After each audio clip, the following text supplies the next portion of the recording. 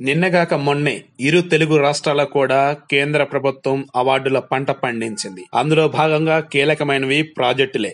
ఇప్పుడు ఆ ప్రాజెక్టుల విషయంలోనే ఏపీ గవర్నమెంట్ పోలవరం ప్రాజెక్టులో కాంక్రీట్ విషయంలో ప్రపంచ రికార్డును నెలకొల్పి Guinness book of world records ఎక్కింది. ఇప్పుడు పాలనా పరంగా కేసీఆర్ మరో రికార్డు బద్దలగొట్టబోతూ ఉన్నాడు. ఇప్పుడు అభివృద్ధి పరంగా కానీ, సంక్షేమ పరంగా కానీ, పాలన పరంగా కానీ ఇరు చంద్రులు కూడా పోటీ పడుతూ ముందుకు వెళుతూ రికార్డులు సృష్టిస్తున్నటువంటి విధానం ఏదైతే ఉందో యావత్తు దేశంలో కూడా అందరూ కూడా ఈ తెలుగు ముఖ్యమంత్రుల వంకే చూస్తున్న పరిస్థితి. ఇప్పుడు కేసీఆర్ ఏ కొత్త రికార్డు సృష్టించబోతున్నారు అంటే ఉమ్మడి ఆంధ్రప్రదేశ్ తో పాటు తెలంగాణ రాష్ట్రంలో ఎన్నడూ ఆ రికార్డు నమోదు కాలేదు. కేవలం ఇద్దరితోనే తొలిసారి మంత్రివర్గ సమావేశం జరగనుంది.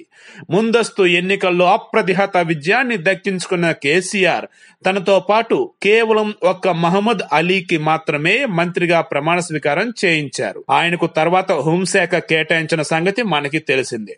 దీంతో సీఎంతో కలుపుకొని కేబినెట్ లో ఉన్నది ఒకే ఒక్క మంత్రి.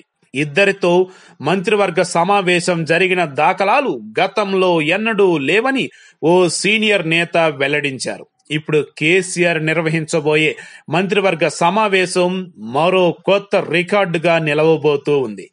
శాసనసభ సమావేశాల నిర్వహణకు ఆమోదంతో పాటు మరికొన్ని కీలక నిర్ణయాలు తీసుకునేందుకు ఈ మంత్రివర్గ సమావేశం అని చెబుతూ ఉన్నారు. ఈ తరహా సమావేశాలు దేశంలోనే అరుదుగా జరిగి ఉంటాయని ఓ అధికారి వ్యాఖ్యానించారు. కొత్త ప్రభుత్వం ఏర్పాటై దాదాపు నెల రోజులు కావస్తున్నా ఇంతవరకు మంత్రివర్గ విస్తరణ జరగలేదు. మంచి రోజులు లేవనే కారణంతో కేబినెట్ విస్తరణను వాయిదా వేసినట్టు టీఆర్ఎస్ వర్గాల్లో ప్రచారం జరుగుతోంది. ఇప్పుడు అసెంబ్లీ సమావేశాల ఏర్పాటుకు నిర్ణయం తీసుకున్నందున పరిమిత స్థాయిలో అయినా సరే మంత్రివర్గ విస్తరణ కూడా ఉండొచ్చని ఆశావాహులు ధీమాతో ఉన్నారు.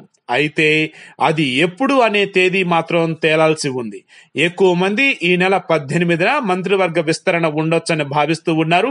మొత్తానికి కేసీఆర్ ఇద్దరితోనే మంత్రివర్గ సమావేశం ఏర్పాటు చేసి నూతన చరిత్ర సృష్టించబోతూ ఉన్నారు.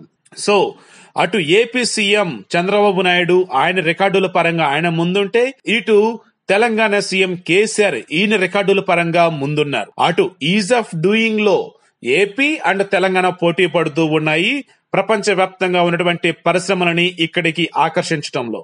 అదేవిధంగా పాలనా పరంగా, సంస్కరణల పరంగా కూడా రెండు తెలుగు రాష్ట్రాలు పోటీ పడుతూనే ఉన్నాయి.